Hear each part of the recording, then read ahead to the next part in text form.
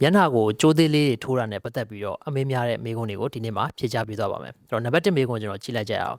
်နံပါတ်1မေးခွန်းကတော့ဒါကြိုးသေးလေးတွေဆိုတာဘာလဲတဲ့အဲ့တော့ကြိုးသေးလေးတွေဆိုတာကတော့ကျွန်တော်ဆေးကမ်းမှာသုံးတာကတော့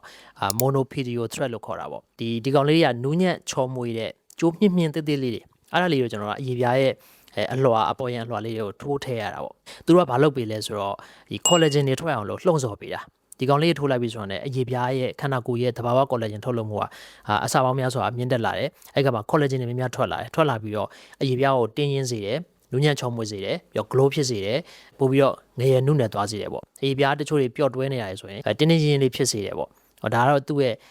ကောင်းတဲ့အချက်လေးတွေပေါ့ဒီကောင်တွေကကျွန်တော် biocompatible ဖြစ်တယ် biocompatible ဆိုတော့ခန္ဓာကိုယ်နဲ့တဘာဝနဲ့လည်းညီထွေမှုရှိတယ်နောက် biodegradable ဖြစ်တယ်ခန္ဓာကိုယ်ထဲမှာသူ့လိုပျော်သွားတယ်အချိန်နဲ့ပျောက်သွားမှာ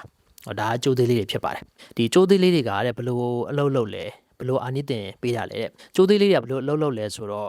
control လုပ်ထားတဲ့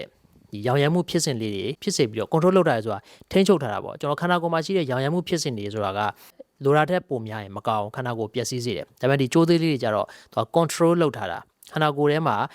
ရောင်ရမ်းမှုလေးအနေငယ်ဖြစ်စေတယ်ဒါပေမဲ့အဲ့ရောင်ရမ်းမှုကခန္ဓာကိုယ်ဘေးဥပဖြစ်လောက်တဲ့အထိမသွားဘူးဒါကိုကျွန်တော်တို့က control လုပ်ထားတယ်လို့ခေါ်တယ်ဒီ control လုပ်ထားတဲ့ရောင်ရမ်းမှုဖြစ်စဉ်လေးတွေဖြစ်တယ် control လုပ်ပြီးတော့သူက collagen တွေထွက်အောင်လှုံ့ဆော်ပေးတယ်အဲ့တော့ဒီလိုနည်းအားဖြင့်သူတို့ကအလုပ်လုပ်တာဖြစ်တယ်control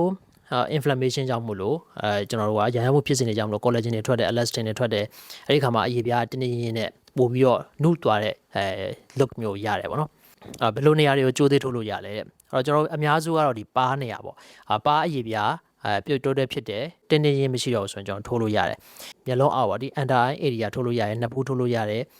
်မေးရိုးတွေထိုးလို့ရတယ် level ထိုးလို့ရတယ်ပြီးတော့တချို့ဆိုရင်အကြောပြရတွေရှင်လဲကြိုးသေးလေးထိုးလို့ရပါတယ်အဲ့တော့ကြိုးသေးလေးတွေကတဲ့မျက်နှာပင့်တင်ကြိုးကြီးနဲ့တူလာတဲ့သူ့နာမည်အတိုင်းပဲမတူအဲ့တော့ကြိုးသေးလေးတွေကမျက်နှာကိုတင်းရင်းစေဖို့ collagen ထွက်စေဖို့နောက် glow ဖြစ်စေဖို့ဒီလိုမျိုးအာနိသင်ကိုရရှိစေတာသူကကြိုးသေးလေးကြတော့အပေါ်ပင့်တင်တဲ့အာနိသင်မရှိဘူးခုနပြောတဲ့မျက်နှာပင့်တင်ကြိုးကြီးကြတော့အပေါ်ကိုသူကပင့်တင်ပေးတာဖြစ်တဲ့အောက်ကိုအရေပြားတွဲကြနေသူတွေဆိုရင်ကြိုးကြီးထိုးတင်တာပေါ့နော်ဒါပေမဲ့ကျွန်တော်ကကြိုးသေးနဲ့ကြိုးကြီးပေါင်းပြီးတော့ကုသမှုပြုလုပ်လဲရပါတယ်အဲ့တော့ကြိုးသေးထိုးရင်နာလာတဲ့အဲ့တော့ကြိုးသေးထိုးရင်နာလာဆိုတော့ဒီကျွန်တော်အလှပရ procedure တွေတော်တော်များများကနာကျင်မှုအရင်နေတယ်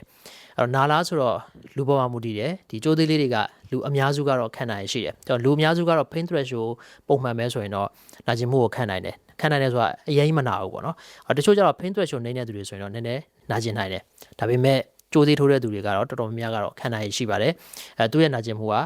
နားရဲဆိုရင်လောက်ပဲပေါ့နော်အရင်မပြင်းထန်ဘူးနာကျင်မှုအနည်းဆုံးဖြစ်အောင်တော့ထုံစေးလိမ့်ပြီးတော့မှထိုးတယ်ပြီးတော့ထိုးကနေမှလည်းရေခဲကပ်ပေးပါတယ်နောက်တစ်ခုကဒီကြိုးသေးထိုးမဲ့ဆိုရင်အချိန်ဘယ်လောက်ယူရမလဲတဲ့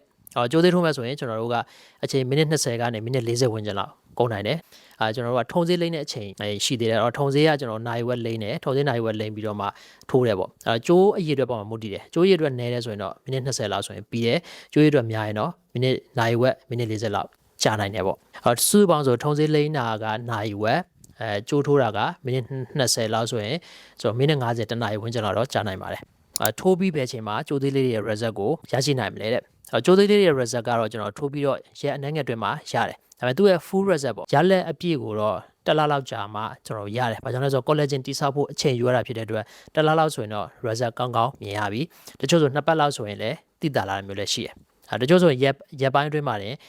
မျက်နှာတင်းတင်းရင်းလေးခံစားရတာမျိုးလည်းရှိရပါတော့ဒါကတော့ကျွန်တော်တို့တစ်ခါတည်းမှာရောင်ရမ်းမှုနဲ့ရောနေတာကြောင့်လည်းဖြစ်တယ်အဲ့တော့ကျွန်တော်တို့ full result ကိုတော့တစ်လပြည့်ရင်ရတယ်လို့မှတ်ထားလို့ရပါတယ်ဒီကြိုးသေးလေးတွေအာနိသင်ကဘယ်လောက်ကြာခံလဲတဲ့ဒီကြိုးသေးလေးတွေကကျွန်တော်ဆေးခဲမှာသုံးတဲ့ဒီ monopedio thread တွေကိုတစ်နှစ်ခန့်ကြိုးလို့ကျွန်တော်တို့ခေါ်တယ်ဒါပေမဲ့တစ်နှစ်ခန့်ကြိုးဆိုရင်ပဲတစ်နှစ်အပြည့်တော့မခံဘူး6လလောက်ပဲခံတယ်အဲ့တော့သူ့ရဲ့အာနိသင်ကကျွန်တော်6လလို့အကြံဉာဏ်မှတ်ထားလို့ရတယ်ဒီတချို့လူတွေပေါ့နော်တချို့လူတွေမှာခန္ဓာကိုယ်ရဲ့ metabolism အရင်မြန်တယ်ဒီခြေဖြတ်မှုတော့အရင်မြန်တဲ့သူတွေဆိုရင်တော့6လတောင်မခံတဲ့သူတွေလည်းရှိတယ်ဒါပေမဲ့